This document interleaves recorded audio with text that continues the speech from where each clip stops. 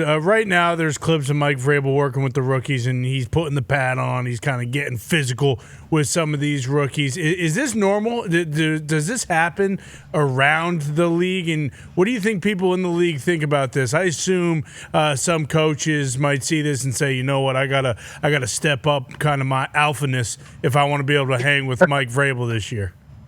Well, if we're gonna have like an alpha battle.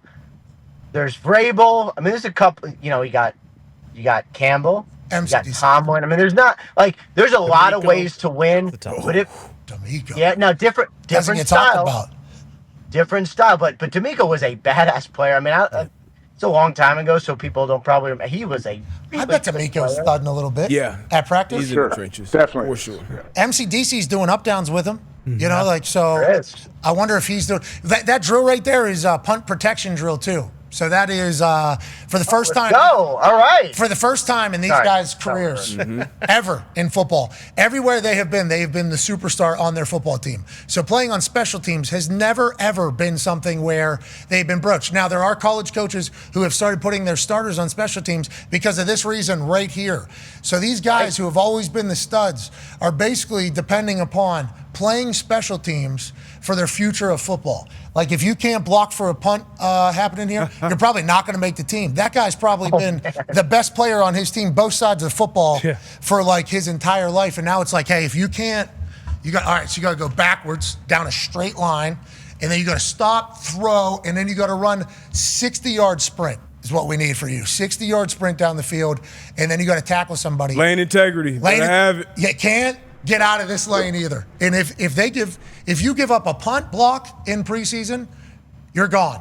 And if you miss a tackle or get out of your lane and they score a touchdown in preseason, you're gone. You have no idea how important this is. And that is something I think like a lot of young guys don't know. No. Like legitimately, I don't think a lot of these young dudes know, but like special teams is where the bottom 30, I would say, of a team, maybe even 35 of a team are going to be like at least have a hand in deciding the future of everybody's football. Yeah, you want to be as valuable as possible, so you want to be able to get on all four teams. And like you said, if you're not, a starter basically, like one of the top two corners, one of the top two receivers, top three running backs, linemen can kind of get out of that, but even D linemen, pass rushers, linebackers, of course, safeties, but like in those positions, like if you're not legit like the guy going into that season, that's where you're gonna make your hay a lot of times. And if it's starting to become a more run heavy game, there's probably going to be maybe punting a little bit more. Now, granted, they're choosing not to do punts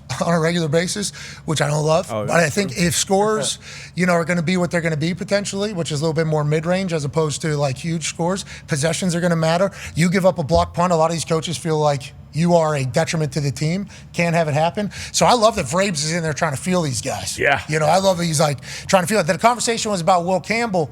I think coming out is that he had hands on him, and maybe Vrabes didn't want the film to be released. That's an interesting. I know he just asked like how many coaches are doing that, but I don't think I saw that at the Colts. Did you guys have that? Did Kevin Green do stuff?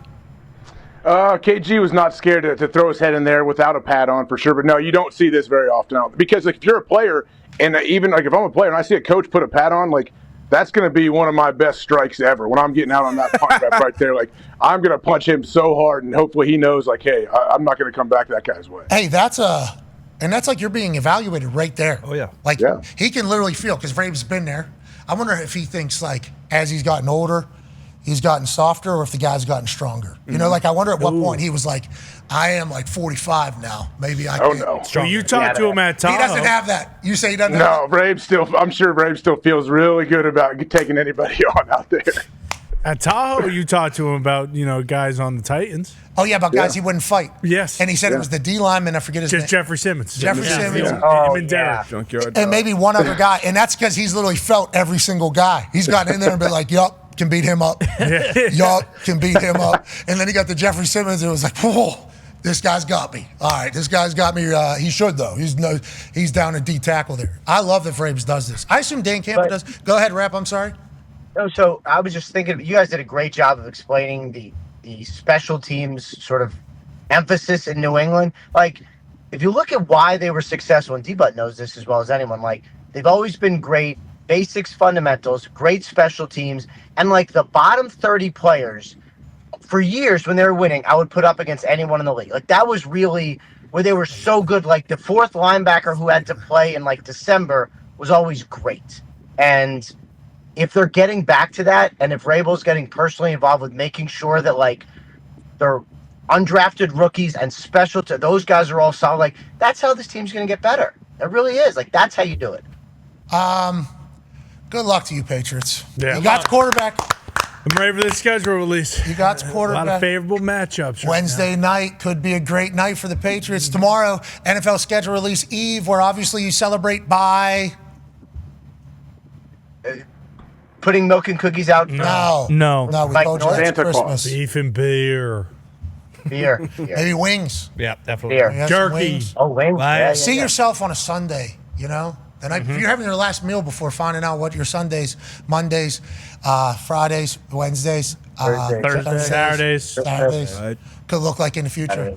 The NFL is growing. Hey, I said I thought it was going to be a massive year for the NFL. What's upcoming? I think that's the case. I think not only globally, but I think that I think more people are going to fall in love with the style of football that's about to be played by everybody.